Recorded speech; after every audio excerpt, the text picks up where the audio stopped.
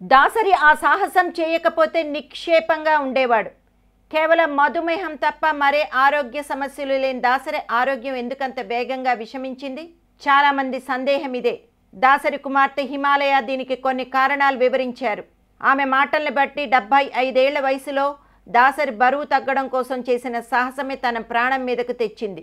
వివరంగా చెప్పుకోవాలంటే వృద్ధాప్యంలో వచ్చే సమస్యలు కాస్త తక్కువగా ఉండాలంటే కొంతైనా బరువు తగ్గాలని డాక్టర్లు చెప్పారు. అయితే ఆ వయసులో వీలైనంత వరకు సర్జరీలకు దూరంగా ఉండాలి. కానీ బేరియాట్రిక్ సర్జరీకి దాసరి సిద్ధమయ్యారు. నిజానికి మంచి వయసులో ఉన్నవారికి కూడా ఈ సర్జరీలు రిస్క్, సైడ్ ఎఫెక్ట్స్ చాలా ఉంటాయి. సర్జరీల తర్వాత కూడా చాలా జాగ్రత్తగా ఉండాలి. కానీ దాసరి సాహసం చేశాడు. శరీరంలో పలు భాగాల్లో పేరుకున్న కొవ్వును తొలగించే క్రమంలో చాలా సర్జరీలు చేయాల్సి ఉంటుంది. ఈ దశలో అన్నవాహికకు గాయమైందట. అయితే అదంతా ప్రచారమేనని, ఆహారం తక్కువ తీసుకునేలా చేసి బరువు తగ్గించే ఓ సర్జరీ గత ఏడాది చేయించుకున్నాడని ఆయన కుమార్తె చెబుతున్నది. అది సక్సెస్. రెండో దశలో అలా బెలూన్ వేయించుకునే సర్జరీ కోసం జనవరిలో హాస్పిటల్కి వెళ్ళాడట. కానీ తొలిసారి చేసిన సర్జన్ లేకపోవడంతో వేరే డాక్టర్తో సర్జరీ చేయించుకున్నాడు. ఎక్కడో లోపం. ఇంటికి వచ్చేసరికి అది సీరియస్ అయిపోయిందట.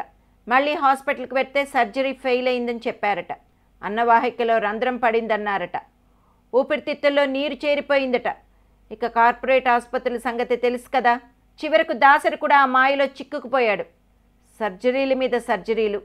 ఇక బాగానే ఉందని డిశ్చార్జ్ చేశారు. ఇంటికి వచ్చేశాడు. పొట్ట దగ్గర ట్యూబ్ ద్వారా ద్రవాహారం తీసుకుంటూ కాస్త మెల్లిగా కోలుకుంటున్న స్థితిలో మామూలుగా ఆహారం తీసుకోవాలంటే మరో సర్జరీ చేయాలి అన్నారట. దీంతో మే 3వ వారంలో మళ్ళీ హాస్పిటల్. పెద్ద పేక్ కట్ చేసి ఆర్టిఫిషియల్ అన్నవాహిక ఏదో సృష్టించే క్రమంలో మళ్ళీ ఫెయిల్యూర్. అవయవాలు దెబ్బతినడం స్టార్ట్ అయింది. ఇలా జరగరానిది జరిగిపోయింది. పాపం వృద్ధాప్యంలో అందరూ వద్దన్న సాహసానికి పూనుకుని తనకు తానే నష్టపోయాడు దాసరి. అదట జరిగింది. మరి జరిగిన నష్టానికి బాధ్యులెవరు? ఎవరు పూడుస్తారు?